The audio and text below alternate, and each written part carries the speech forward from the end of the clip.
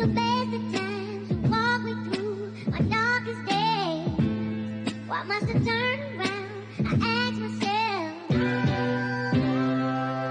This just ain't fair, so hard to bear. I'm not really sure these days, You walk away, you know away. Hard to bear, you walk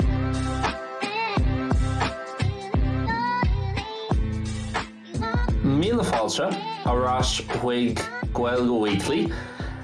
Níl sagam cad beceartlam ará. I don't really know what I should say. Caithfidh mé rud éigean a bhíonú tíobh ar dús. I have to explain something to you. First of all, you might notice the audio quality is not quite as good. I'll try and speak as loud and as clear. Déanta mé iarracht an labhairt, go solar, agus go chóir, onas go mbeidh sibh an so that you can. Well, mé hiiscint agus go mbeidh sibh in an mé chlustal, cearclóir. Ironically, Hirónach bhí mé actually a capú go raibh mic nua. Mic anha ar bhfad, díoch mé piece of arrogance don bhaig seo. Tá sé agam im lámh, Deireadh agus mis ag taifeadú. I have it in my hand, literally right as I'm recording.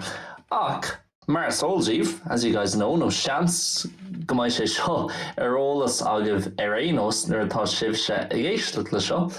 Tá powercush an seo sa Spáin. Níl bháin sa Spáin. Ach, well, chuna bheith fearnach, to be honest, níl is agam cén áit. Mar níl aon ceangailt don Michelin, so tá sé a 6:00 ar an luan an seo sa Spáin, an 6:00 Ranona in the afternoon. Hui an Cumhacht, the power went beidir ag mBéarla, an timpeall ar mBéarla. Bhí an Céadaoin, the first version of Gaeilge Weekly, Déanta agam. Agus iní sin hui an Cumhacht, bhí mis ag smaoinemh, well, tá an Cumhacht imithe in my own house. Beidir nach bhfuil sé imithe aon áit eile, no beidir just go bhfuil sé imithe in our block hain, in our own block here, our own building, in our fergan of hain. Hui mis chuig na shoppi, mar dúirt mé, seans go mbeidh sé híos ar feadh. Fé nóméid, jet nóméid, so níos fearr just son rud éigean a dhéanamh anis rud éigean a chaithfidh méid déanú ar éanos. Better just to do something now, something that I have to do anyway. So I went off to the shop, hui mé gotí an sup agus chosaigh mé ag labhairt le duine éigean ar mo bhealach ar mo chlí chuig an shop agus dúirt siad España entera, all of Spain. And I was like, what? Are those cén chuí a bhfuil sé sin ar ólas agat chomhpháirtíocht sin? Tíbhas sé de 5 nó 10 nóméid inside 5 or 10 minutes of the power cut. Tá is agat hana féin. You already know. Nach bhfuil sé an seo amháin, nach bhfuil sé Seville amháin, ach go bhfuil sé an Spáin gach sa Spáin. Agus ar isiú meid dín sopa bhí generator bhí ginadóir acu an sin, agus bhí mis ag smaoinemh, beidir actually, okay, dúirt duine éigean grabh ginadóir acu ach, seans scoil an Cumhacht ar ais réino, so tá the power might be back anyway. Fast forward 6 hours, it's still not back, so there's sé or click. Níl sé rás. I want to get some work done. I have to put Gaeilge Weekly out tomorrow. As I record this, caithfidh mé Gaeilge Weekly a chur amach amórach, mar bíonn sé ag teacht amach on Patreon, on March. And the irony is, I thought today was going to be the first episode. Yeah, Misha, go make an mar an chéad episode de Gaeilge Weekly let my mic galanta nua, my fancy new mic that is very good audio quality. Ach no, actually, by an caidan film níos massa an gan seo. The audio quality will be worse on this one, but I said, you know what? Better rather than just speaking about what I spoke about on the full version, in lots of ag labhairt faoi Deireadh an rud céanna ará mé ag labhairt faoi ar an leagan omláin, cén fá nach mbeadh ag labhairt faoi stócha an power cut an seo agus nach bhfuil aon Cumhacht agén ar churbe. Agus tá sé comhaisteach, mar, listen, tarlíonn sé arís sa saoil go háirithe in éireann, especially in Ireland, an géirí beidir go gailann tú an Cumhacht ar feadh 5 nóméid le óir, fiú gáil nó 3 óir ar clig. Ach ní féidir an cuimhnú ar bit in a héal ar an Cumhacht caiilte agam that I had lost the power, like, initial, ar feadh cúig nó fiú bíoach sé ó clic inis agus tá sé imithe gach. So tá na siopaí dúnta, beag gach siopa, beidir ceann nó go de na siopaí níos mó. One or two of the bigger shops tá siad fós oscailte na cín tá ginador acu sa rinne mé an siopadóirt in Aldi, níos luha ach beidir níor smuoinmh ionach é sin. Maybe that wasn't a great idea, mar inis tá lán bia, well lán beagnaí bia, beagnaí chicken, beagnaí líofa agan, a bit of ham and chicken sa chúisnóir agus ar an óí man bhfuil an cúig rás a gin rih an nocht bairm é sin a chahabh amach a leite tro that out or throw all those things out na rudí sin ar fad amach. Ach seach sé sin tá an chuid is mód in na tíothormhne dúnta ní féidir leat an córta a úsáid éonáid, you can't use card anywhere, caithidú airgad tírim, cash a úsáid. Tá just landíní just ag siúil timpeall na háte gan ein rud a dhéanú nó ein rud áirithe a dhéanú without doing anything specific a chur Ceisteanna ar chuid níofa an bhfuil éon nuach tagaibh níl clógam cad atá tar éis tarlú dúirt duine aigen go bhfuil sé imithe sa Portugal freisin. Someone said it's gone in Portugal, dúirt duine eile go bhfuil sé imithe sa rank. Thula mé ó bhean amháin, I heard from one woman go raibh sé imithe sa gearán freisin ach ní mé cinnte an bhfuil sé sin fíor. Arás an éireann, níl sé imithe, ach arís níl éon idirlín, níl an dáis ag gobar, níl táda, níl an telefís, níl an radio, níl an cúisnóir, níl éon rud ar churbe. Nothing at all is working.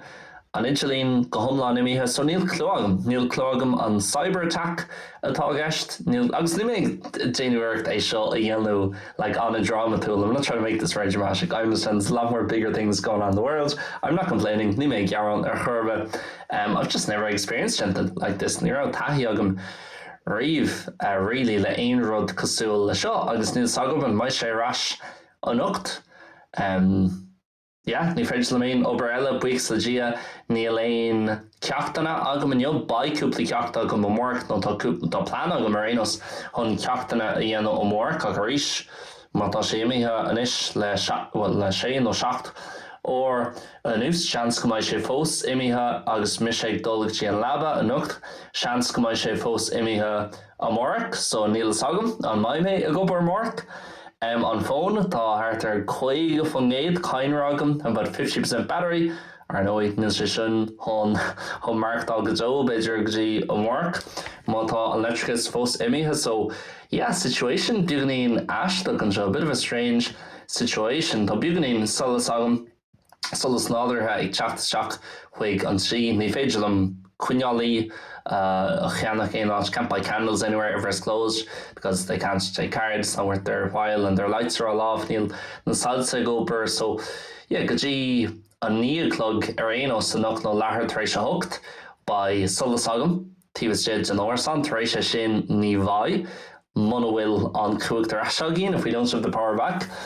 And I don't know if the airport has been closed down. I don't know, are flights still going or coming, or has everywhere been grounded? Then sagam an bhfuil etilsí fósaigh dul, fósaigh teacht, nó an bhfuil gachrad dúnta síos an seo agus sa Portugal agus rank here, Portugal and France. So níl clúagam. Cyber attack is dói, cad atá i gceist leis, sin cad atá i gceist leis. Ach, ní mé cinnte. Chur mé text chuig mo wathair, an sin I text my mother, she had no clue about it, or hadn't heard about it. I text her back there, agus níl sé ní ra mé an, shricú hí a gun reach her. So, yeah, situation an aisteach, caiith mé rá. Níl clúagam cad atá ar siúil stócha agus sibse ag éisteach le seo, by gachrad sorted arís, by gachrad cearcalóir arís, ach by sé simul hon fáil amach cad a bhí I gceist leis.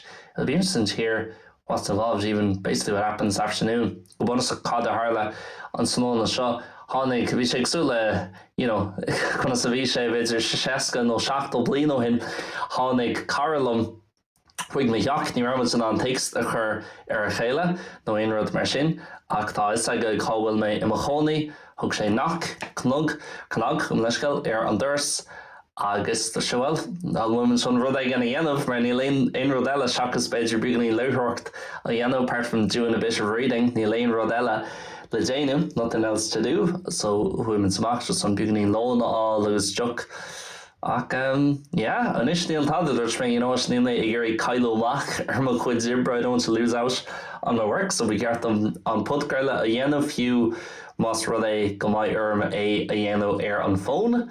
So mbearla sin níl an caid an fuma ra a caiith mé an podcastile a churmach amórach Patreon, mar I gcónaí bíon an podcastile ag teachtamach Patreon an mórt in áit an Gaeilge an lá a bhíonn sé ag teachtamach Spotify agus Apple agus na háiteanna.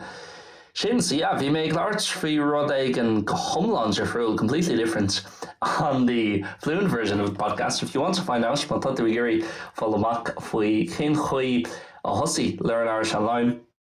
Is féidir le dul an leagan sin no chance go mbeidh mé ag labhairt faoin rud céanna actually conas a thosaigh Learn Irish Online agus conas a thosaigh mé ag múna na Gaeilge how I started teaching Irish and how LIO started. Chance má go mbeidh mé ag labhairt faoi sin an leagan I BHFAD Níos Simplí an leagan dácheangach on a lot simpler version or on the bilingual version. Ach leagan so dúirt mé, well, níl aon rud eile really the déanú, níl aon rud eile le labhairt faoi, nothing else to speak about. Seachas an power cut and power outage an seo arís ní amháin is bhfuil, ní amháin spáin, ní amháin sa spáin agus an Portugal ach sa rank freisin agus beidir áitin eile mar dúirt mé ní chlógam ní ra bhruchtán agam an Idirlín I didn't have access to the internet for a good while now, about 6 hours, hard to say or click, so yeah, níl sam, tá mis an seo gan really tá mé sadúrach an seo buganín leis buganín solas ag teach tríd an inneog seachas é sin níl tada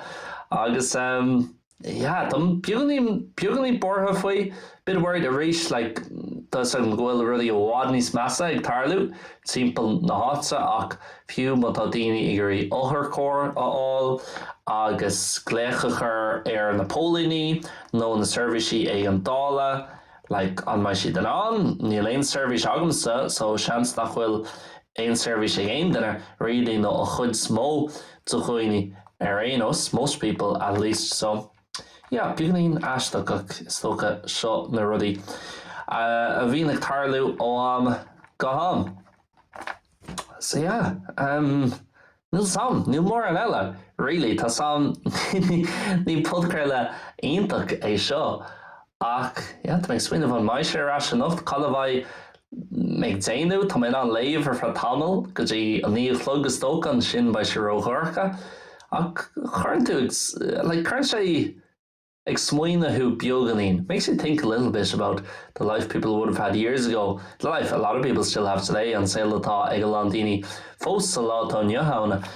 Agus, yeah, combála sin an maids a bhín muid tá sam gúil sé seo an cliché, I know this is very cliché, but an maids a bhín muid ag bra an technoliacht, agus an Idirlín, agus an phone, agus an electricus, agus an Cumhacht, agus chuile rodella. Tá sé crackalsa an aspar rudí go féidir le déanamh fiú má tá mé géirí cop an taoinis ní féidir fiú má tá mé géirí rud ag an éthe well béidir goil teachtarhanna nó bíalán nó go oscailte ach buíos le dí atá cash agam ach fós níl ach €50 nó €30 agam iní sin níl ATMs a go bar nó aon rud so ba an fannacht is stocha agus í a hagan an Cumhacht ras agus raibh curmach leis an €50 úsáidem. I know I'm always talking about cash, that's how I'm coming in gcónaí ag labhairt faoi airgad tírim an show. This is proof when things like this happen, you need to have cash on you. Begeart it, no chaithí tú, buganín cash, buganín airgad tírim a bheith ort. Agus tá sean, buíos le dia, I have it, thank God, or thankfully. Ach, yeah, it's ruddy. Like, taréis an podcast seo a chréith now after finishing this podcast, there really won't be much else I can do apart from a bit of reading, drink a bit of water, maybe ráite a bit, beidir scríb, bígí nach éiste an éclog, ba arm just dul go dtí an leban, ní bhaid aon rud really a bheits mé in an déanú. So, situation soch aisteach an seo ach, I gcónaí le rud éigin súla seo. Nuair bhaid an electricus, nuair bhaid an rud é hain, agat a rís when you have the electricity or the whatever it is, the thing itself back again, for a few days, for me anyway, at least I'll be more grateful for it and kind of enjoy it more and think, oh, it's brilliant just to be able to go on the internet now. Tá sé ginintach just chun dul an Idirlín anis. But I just thought the irony that I bought this brand new mic, Rode mic. Ceapan my Rode, my athnegal on daoine Rode. Ceapan brands Iruch, I guess, I think a Norwegian brand. So what it is, RODE, but that is the line for the old on linn trees on O, and so it takes Scandinavian, again in some country. Ceapan on the I think it's Norway. Arinos. Agus there's my now my Gaeilge Weekly Gehinta on something show, okay, you know, Galua, Madsen, Zailoon, Tinhime, and Lagan Umlan, and do the full version on the old mic. Tracish in, you know, Kinsa Goel on road mic, and Mike New Mike Sock, Custas Freshen, like quality ma, where there's me, you know, Matomik Janu, Learnirishonline. Rishik Dollarashkaji and Bun Hema, done fud Gaeilge on max the original theme of the podcast. Matome a Glennon Try, the Learnirishonline for 3, Kerrig who Blina, only just needs for Bugany Nice more Argage, a Chahu, a Rodegan, agus quality, you know, Kides on Ma, of Agat, agus Ibrin Shea, one needs for is Stoka Satauki Fad Termok in the kind of long term future. It works out a lot better. So, yeah, and we make swing of, you know, by Sugar Intag, by Coma Intacher, by Sheraus, by, you know, Intaserhoini, Cake of Ma, Agus Ata, on Podcail, Agus on Kaijan Fuma, Agus Ernoi, Shaw and Chid, episode of Reeve, Gaeilge Weekly, Déanta, my phone, Akarish, Tanta, or in Stocha, we're lucky. On the Ve, Eg Markdal, Inam, and Soon Loon, Casula Shaw. In will few on camera, agus an micer and phone tá sé chomh ma I gcomhpháirtíocht le saolaí déanú podcréile dem líon hin in éan ní ráú an podcréile dhéanam de nó cúg bliana de go hin muna ráú ceangailse le RTE mar hampla is slí éigen if you aren't connected to RTE in some type of a way. You'll be just really showing the radio a bhí gist agus tá sé called jazz and le rudí cosúil le podcréiltaí, rudí cosúil le YouTube, rudí cosúil le físeánaí difriúil le something like different videos, just gur féidir linn rud éigen cosúil le seo a dhéanú ar an phone go sé éasca go bhfuil mé an é seo a hábháil that I can save this agus ó mórach nó an nocht. Mátá an cúig dagí arás ag points éigen by me ná just a chur ar a laptop Bígí in editing a dhéanú Bígí agurthireachta a dhéanú ar agus by me back in business mar dearfa. Tia cumála sin tá mar soldaíh más rud é go mbíonn sibh ag éisteacht gach seachtain bhí mé I Bologna cúpla seachtaina hin. Agus tá rud éigen faoi gansaithe pella na hdála, something about Italian football jerseys, like the club jerseys. Is equivalent, well, tá fós actually, gansaí Roma agam, Roma le tati je, tati 10 on the back or cool on gansaí. Agus, you know, orint am go ham, been make shul timp na hacha, go hurry on Tom Shudge and Vlean, especially this time when, you know, Níl Gamsey, like jumper agam, just being on T-Lane Roma and on T-Lane Milan, or Marhampla. Agus the running fwy Gamsey Pella na Idala, I goni find to like Trochtwork or Hagen, you always get a comment from someone. I was like, I goni being just being like, hey, Roma, Milano, or whatever. Agus bíonn siad, you know, chur ceisteirt cláasú, cruilead mar sin. Ach, yeah, tá mar eagraim I Bologna, bhí mé géirí gansaí Bologna a cheannach agus mise an sin. Once it's by Bologna jersey while I was there. Just to remember, she's dócha chun cuimhne a bhean ar an áit, agus bíonn cosúil souvenir. Tá sé just mar, you know, fós by me an a chathú bhí an cúig bliana, dem líana, still be able to wear it in 5 or 10 years. Agus a bheith smaoinú siar ar na chudáma an sin I Bologna agus na rudaí a rinne mé na daoine a bhfuil mé le. So ceapam rud éigen sa sin fiú tíléine tá sé go deas chun é sin a bheith agat mar souvenir mar still go mar chuimhneáin ar an áit. Ach an gansaí Bologna chosní sé, listen to this, éistal seo, bíonn nach €1 I Decathlon na Winter Sport nó fiú an ceapan an sopa Bologna FC nó CF Bologna an sin. Like €8 le haid gansaí pella do chreide sna leitheanta seo. So there's me, just fan hí mé cúpla seachtain agus tá mé chun é ordú lína ó áitigin on China nó on Thailand from China or Thailand agus treéis cúpla seachtain €5 nó big some €2 fithe beidir níos liú fiú ná €5 about 20 let's say tháinig sé iné agus dúirt mé tá mé chun é seo a chahabh amach I'm gonna wear this out today.